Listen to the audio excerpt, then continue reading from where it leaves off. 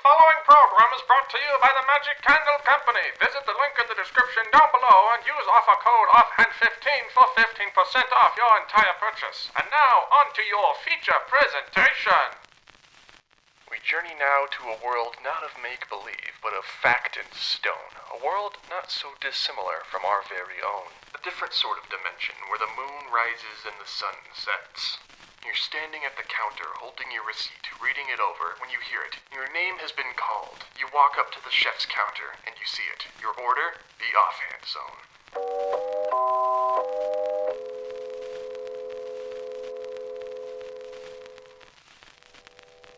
What you are watching right now is an introduction to the video that you are about to experience.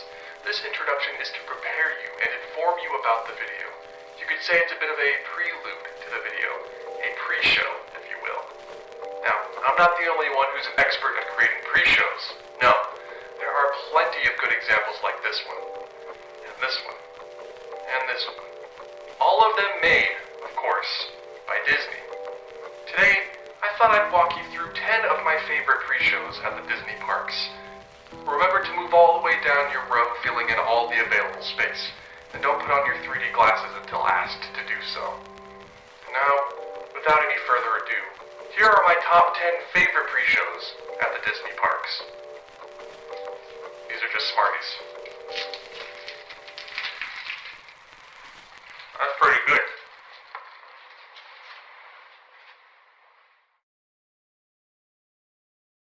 We all know that, in many cases when it comes to Disney, the true attraction begins before you even step foot on a ride vehicle. Heck, maybe even it starts before you step in line for the ride. The art of the pre-show is very, very important to the Disney storytelling process, on rides and outside of rides. But not all pre-shows are created equal, so today I wanted to walk you through a list of all of my favorite pre-shows at the Disney resorts, Walt Disney World and Disneyland. From the cutting edge of hyper-immersive dark rides to Disneyland classics that just tell the story through atmosphere, I wanted to walk you all today through my top 10 favorite pre-shows in the Disney parks, starting, of course, with number 10. Soarin' over California and Soarin' over the World both have a special place in my heart. I, of course, love Soarin' over California because it's the original with the orange grove scent. Can never get tired of that orange grove scent. But I also enjoy Over the World because it shows you more of the world instead of just California. Over the World makes a lot more sense at Epcot, where Over California makes a lot more sense at California Adventure, but tragically, right now they are both Soarin' over the world. Who can forget the amazing cue music, the history of famous aviators from all over the world at California Adventure, or the fun minigames to play on your phone at Epcot? And my 10th favorite pre-show is just good old Patrick giving us the lowdown on how to buckle up into our Soarin' ride vehicles. There are some weird details going on in the background that you may be able to spot, like why are these two people dressed up as aviators? Is there any reason for that? And of course, the single greatest joke in Disney Parks history. His hats and, of course, these little beauties. That never gets old. When it comes to giving you the lowdown on what's going to happen on the ride in the simplest and quickest way possible, Soarin' delivers. I mean, it's got everything. It's got a bald guy, it's got little aviators, it's got Patrick Warburton, it's got flying, it's got Patrick Warburton. Did I mention Patrick? He's in there. And I think Kronk himself being present for the Soarin' pre-show lands this one squarely at number 10. Now on to number 9. The Carousel of Progress was an original for the 1964 and 1965 New York World's Fair, made by Walt Disney himself, and the Imagineers at WED, you can't count them out. And this ride, of course, is steeped in history, with Walt himself having a large hand in how it ended up turning out. And what better pre-show is there for a ride than a historical one that fills in the blanks on what this ride is and where it came from. The average Disney Parks visitor may not know that Rex Allen was the original voice of Father, or that the Sherman Brothers wrote Great Big Beautiful Tomorrow, or even that it came from the New York World's Fair. The pre-show, of course, solves all these issues by giving you a quick history lesson on the history of the attraction. And if you listen very closely, very closely in the last scene of the attraction, you may be able to hear Rex Allen voicing one of the characters. It's not Father though. So if you're ever in the mood for a quicker, less intense version of one of my videos revolving, you see what I did there, around the Carousel of Progress, then look no further than the Magic Kingdom's current pre-show to the Disneyland and New York World's Fair Classic. But now trading one World's Fair Classic in for another, we now go to number 8. Great Moments with Mr. Lincoln resides in its place at Main Street, USA at Disneyland, and there's no better place for it, I don't think, because both Mr. Lincoln and Disneyland were Walt Disney's passion projects, and having it be the first attraction, more or less, in Disneyland as you walk in is very fitting. This pre-show, very similar to the Carousel of Progress, gives visitors backstory on the New York World's Fair and why Walt loved Abraham Lincoln so much, and even the actor who voiced him. What's his story? Where did he come from? Why is he voicing Abraham Lincoln at Disneyland? All of these questions and more are answered, but even more so than the video that they show you before you walk into the theater, there is a scale model of the US Capitol building on display. In what can't be said for its larger counterpart in Washington, D.C., it is tiny, made out of limestone, and uninvaded. Carved by a man named George Lloyd, and is 16 feet in diameter. If you've never seen this model, I highly recommend stopping in when you can and taking a look. It's really cool. So you put two of my favorite things in one pre-show, miniatures and Disney history, and of course, this one has to be number 8 on the list. But now we move from a homey turn-of-the-century style Main Street to a mysterious Lost River Delta for number 7. The Indiana Jones Adventure, or as I prefer to call it, Indiana Jones and the Temple of the Forbidden Eye, yes, I prefer the longer name, couldn't tell you why, is one of the best pre-shows at Disneyland. And yes, of course, I'm going to talk about the queue theming, because nothing quite screams Adventureland to me more than the queue for Indiana Jones. Especially when you enter the main chamber, a large cathedral-like room that is overgrown with vines, and that was decaying with time before this new expedition uncovered everything and sort of set up camp. But of course, the real pre-show is not the line or the experiences that we have within the line, no, it's the video that they show us before we get on the actual Jeep. Whether you get a fantastically made news segment titled Keep Your Eye on the Globe, or you get an instructional video from Sallah himself before you get on the ride, this movie is, well, quite frankly, amazing for giving you backstory on the entire ride, and also how to buckle your seatbelt. Hey, don't laugh, it's a very important part of the ride. But not only is there an awesome video to watch, there is also a hidden Eeyore parking lot sign behind you by the projector. This is just a little Easter egg for you guys there. And also, you cannot forget about the secret language written on the walls of the temple, which cannot be deciphered unless you look at it the right way, or you have one of the decoder cards that they gave out when the ride first opened and in 2019. I myself, I have one of them. It's one of my prized possessions that I refuse to part with. So if you're looking for impeccable theming, great humor, an amazing video, Easter eggs, and some cool interactivity, look no further than the queue and pre-show for the Indiana Jones Adventure, or as I like to call it, Indiana Jones and the Temple of the Okay, I guess we're moving right along. We are now down to number 6 on our list, which existed both at Disneyland and Walt Disney World for a time, but is now sadly only at Disney World. I'm talking, of course, about the Hollywood Tower Hotel Twilight Zone Tower of Terror. Or just the Tower of Terror. Here, the pre-show starts before you even get inside. You walk into the gardens of the Hollywood Tower Hotel and wind up this pathway. And while you decide if you want to do a little bit of lawn bowling or not, the tower looms over you, foreboding in the distance. But then you walk into the lobby and everything seems to be frozen in time. Am I moving at a bit of a breakneck pace here? I'm sorry, I love this ride so much I can't stop talking about it. All those years ago in 1939, Hollywood, California, Halloween night, something tragic happened at the Hollywood Tower Hotel that would make it go down in infamy forever. The hotel was immediately closed, and it seems like everything was left untouched the way that it was that night. Except, of course, the layer of cobwebs and dust on top of everything, but then you enter the library, where everything seems to be a bit more well-kept. Before lightning flashes, the lights go out, and we are treated with the introduction to the Twilight Zone episode that we are currently taking part in. You unlock this door with the key of imagination. Beyond it is another dimension, a dimension of sound.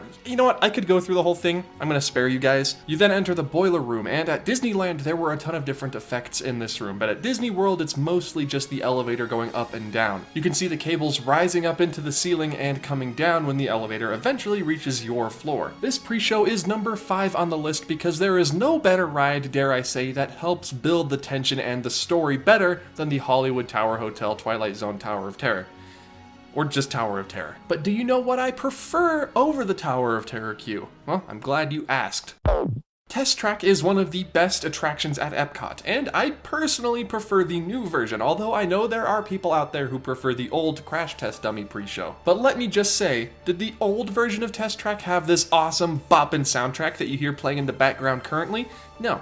I don't think so. When you first enter the World of Motion show building, you are greeted with multiple different types of cars, all that look to be from the city of the future. You walk past a projected model of a car that changes and morphs as Chevrolet designers give insight on how they design their vehicles. But then, of course, comes the fun part, designing your very own car. You get to your own design station, scan your magic band, and next thing you know, you are off to the races designing what kind of car you think will perform the best. There are 4 different tests that your car will go through, and you can spec heavily into one test or kind of make a middle of the road car that will perform well in all of them, but just not as good as it could if you spec'd. The 4 tests being capability, efficiency, responsiveness, and power, and my only complaint about this is that it doesn't have really any impact on the ride. After each of the tests, you pass by a board that shows how well your car performed, but it doesn't really make any difference on the actual ride, like how fast the car moves or how fast it goes. I think it'd be really good for re-rideability if they altered this, but I know they can't alter it too much. But let's say I put most of my points into power. Maybe if you have higher power than all of your other attributes, the ride goes to 67 or 68 miles per hour instead of 65. Again, don't know how feasible that is, probably not at all, and I'm also getting distracted because we're talking about the pre-show. So if you like creating and interactivity being a part of the ride experience, I highly recommend testing out Test Track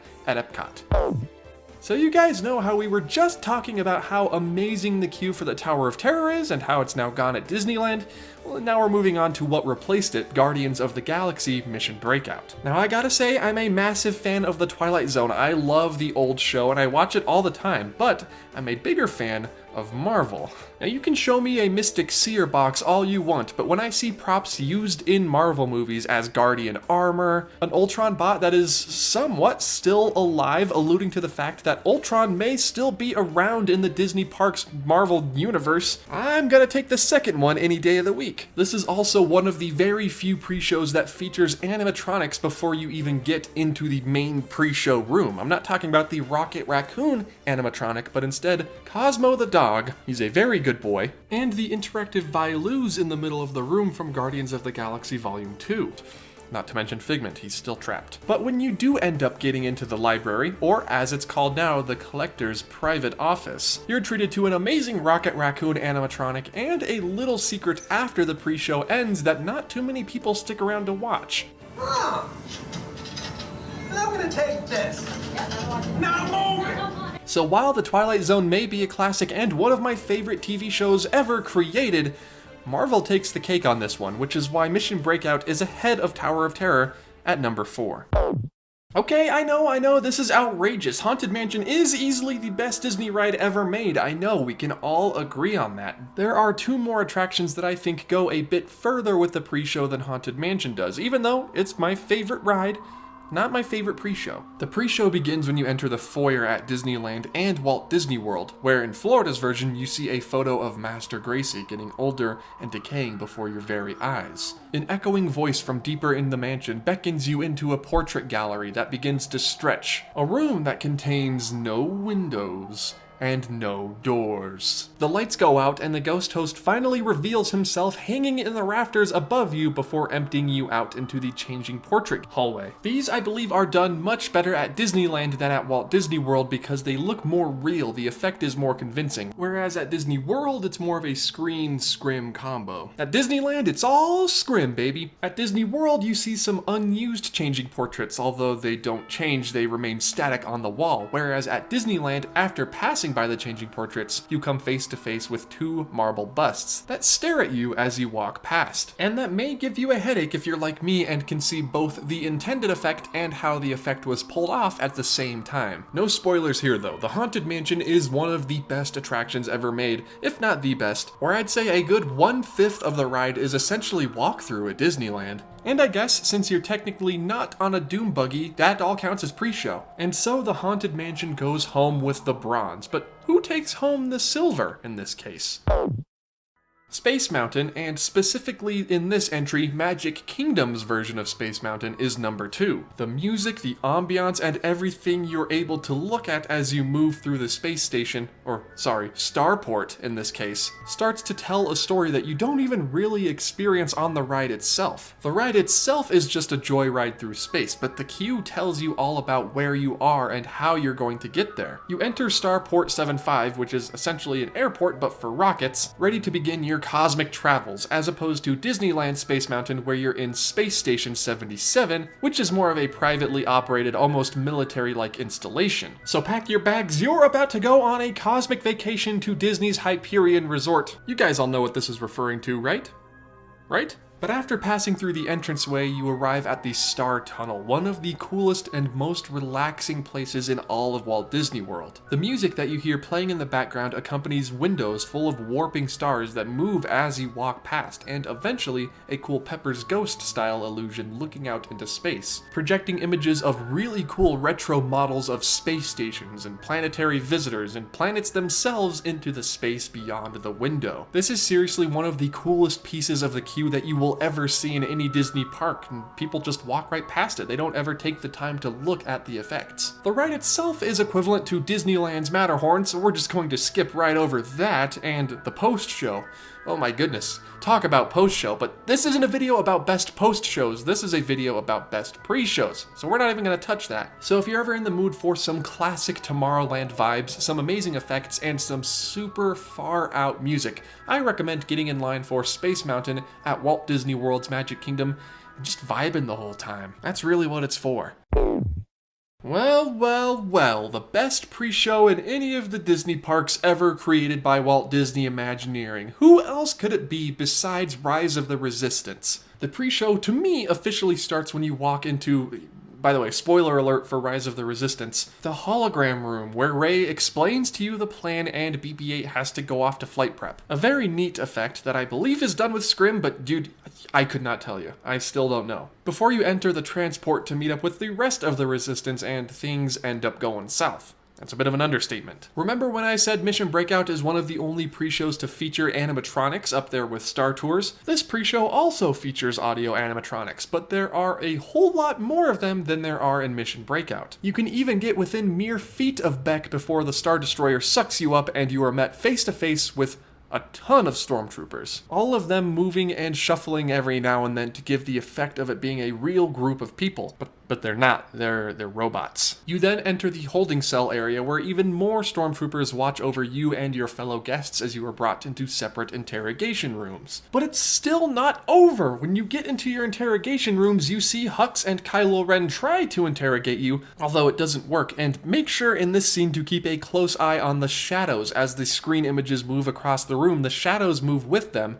Really, really cool. Good job, Disney. And of course, the effect of the hole being carved into your holding cell while the Resistance rescues you out of this world made me jump out of my skin the first time I rode the ride. Something unexplainable, you have to be there to understand it. And even then, I still don't get how it's done. It's from here you get into your First Order transit and the actual dark ride begins, but I believe Rise of the Resistance takes the cake for the best and longest pre-show in any of the Disney parks, which is why it lands on our list at number 1. But was this the right decision? Did I do the right thing placing Rise of the Resistance at number 1? Maybe I did, maybe I didn't.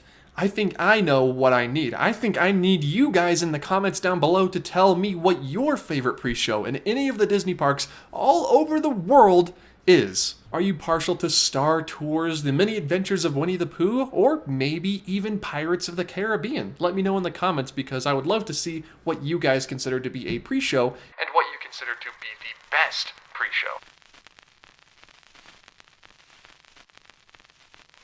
But now I relax, knowing that my pre-show video is done. And, like I said, I'm not going to be talking about the post-shows in this one, even though this is kind of a post-show in of itself. Oh. I think we have to end it. We have to end it before we go full post-show, alright? No post-show talking in this episode. We're not... Wait, it's over? It's over? You're fading to black right now? Oh, good. Glad that's over.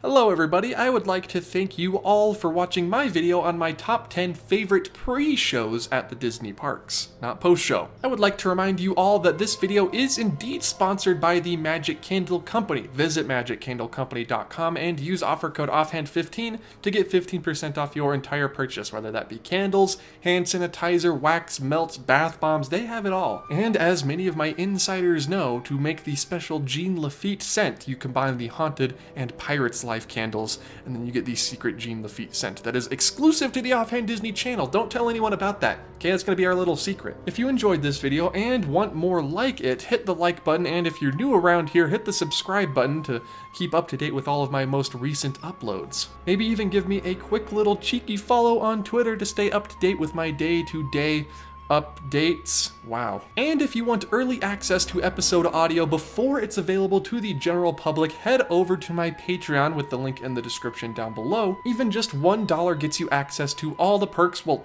most of the perks, from early access to a little bit of episode audio to full-on early releases of videos just for Patreon supporters. So if that sounds interesting to you, head on over there. $1. Telling you, it's a great deal. But that's going to have to do it for today, everybody. Thank you all so much for watching this video, and I look forward to seeing you in the next one, whatever that one may be about. Maybe post shows. I don't know. I'll probably get around to it sometime. Thank you for watching. Goodbye.